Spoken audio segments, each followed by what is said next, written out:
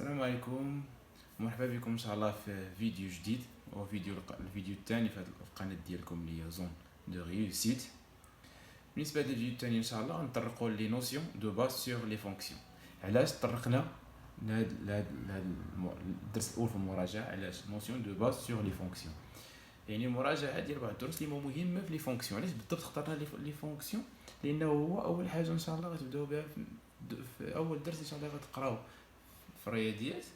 هو الاتصال، لا كونتينيتي دون فونكسيون. اذا اتصال ديال داله عدديه.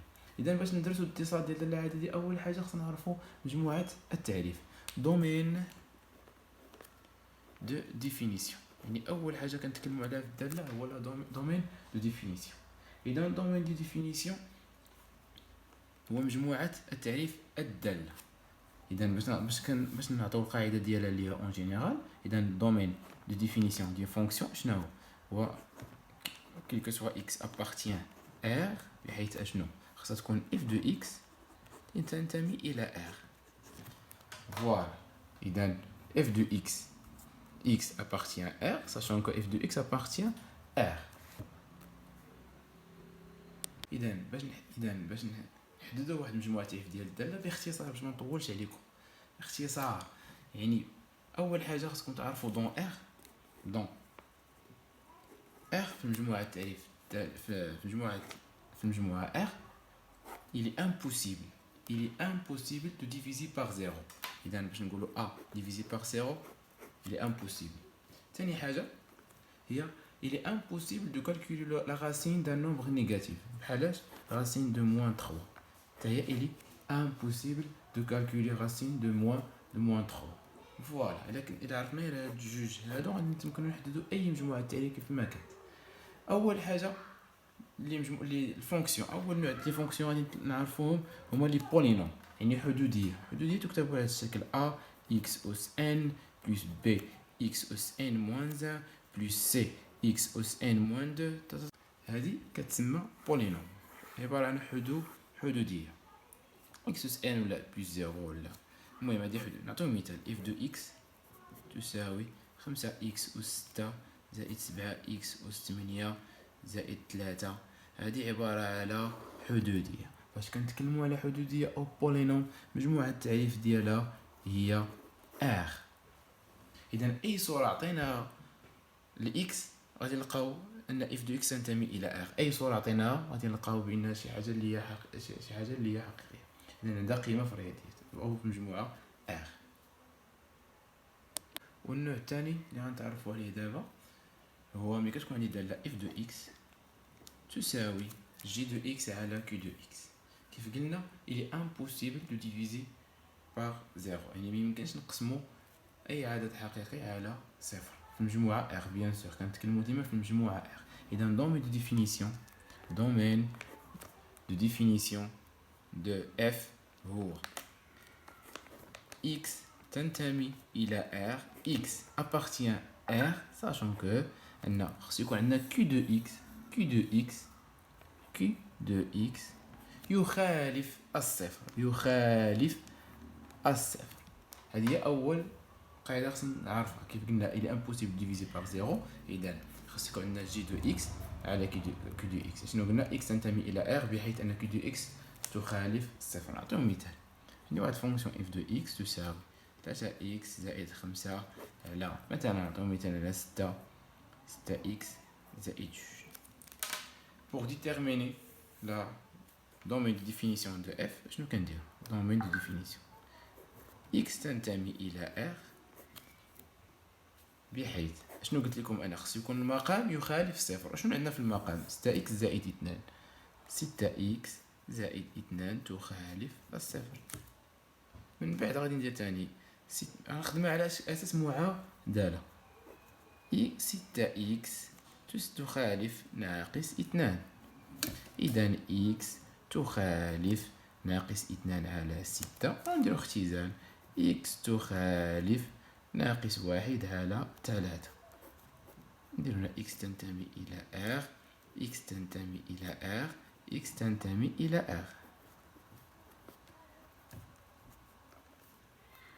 إذا مجموعة تعريف هذه الدالة مجموعة التعريف هذه الدالة هي إكس تنتمي إلى بحيث أن إكس تخالف ناقص واحد على 3.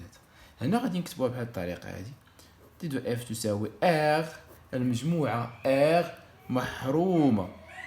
محرومة من ناقص واحد على 3. أو نكتبوها بواسطة المجالات أن تي دو اف تساوي موان لانفيني حتى ناقص واحد على 3 مفتوح اتحاد ناقص واحد على 3 زائد ما لا نهاية.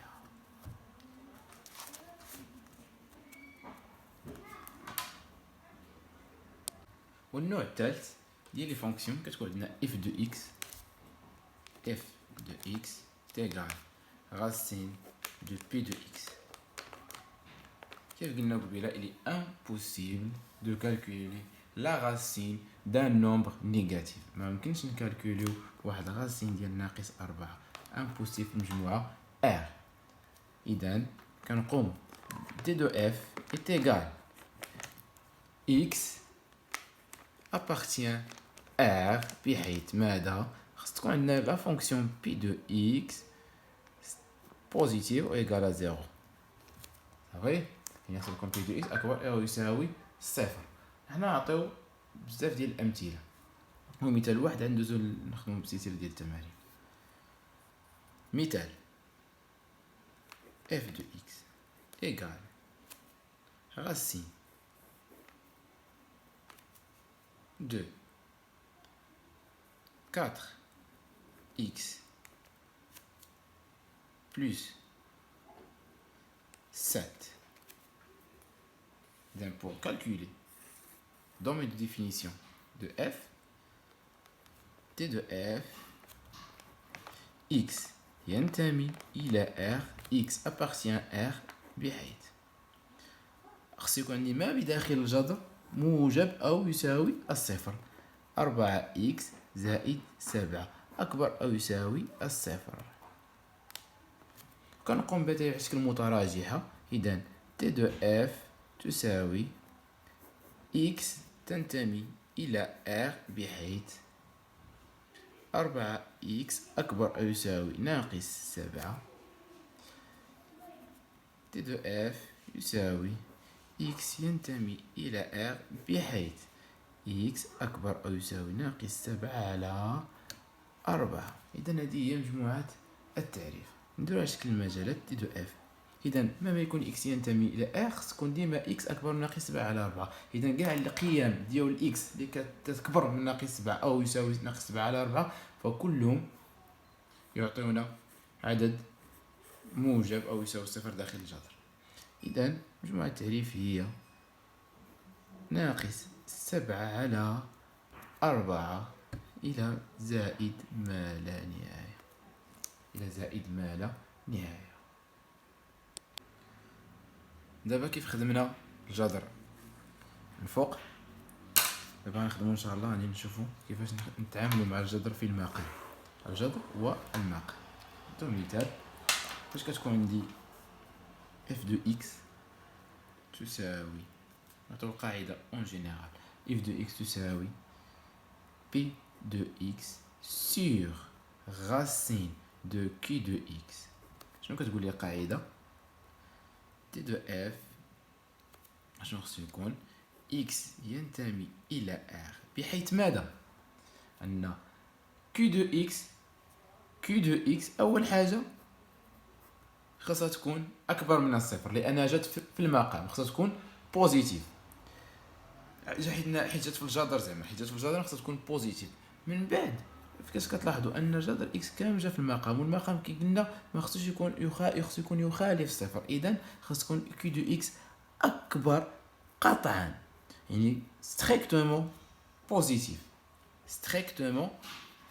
خاصها تكون q de x أكبر قطعا من الصفر. نعاود، لأن q de x أول حاجة جات في الجذر خاصها تكون بوزيتيف، بما أنها جات حتى في المقام خاصها تكون أكبر قطعا من الصفر. نعطيو مثال، ناخذ هذا المثال هذا ونطبقو عليه. f de x تساوي 7x au carré زائد 6x سور على جذر ديال 4 إكس زائد 7. شنو قلنا؟ دي دو اف قلنا إكس ينتمي إلى R بحيث ماذا؟ 4 إكس زائد 7 ستريكتومون بوزيتيف، يعني خصها تكون أكبر قطعا من الصفر، وكنبقى نخدمها بحال شكل المتراجحة. إذا خصها تكون 4 إكس أكبر قطعا من ناقص 7، إذا إكس أكبر قطعا من ناقص 7 على 4. إذا دي دو اف يساوي، إذا دي دو اف يساوي ما هو؟